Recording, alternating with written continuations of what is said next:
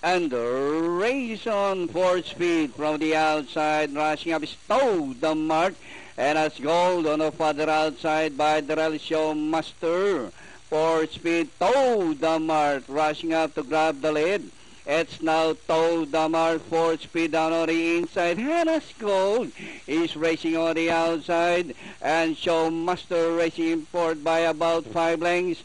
Towed the mark by about 2 lengths, followed by Hannah's Gold in second as they race the final corner.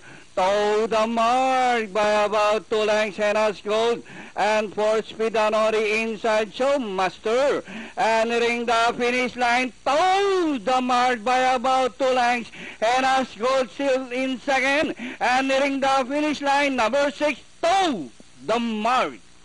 Hannah's Gold for speed, Showmaster, Gray Magic, Close, Preciosa, and Solar Power.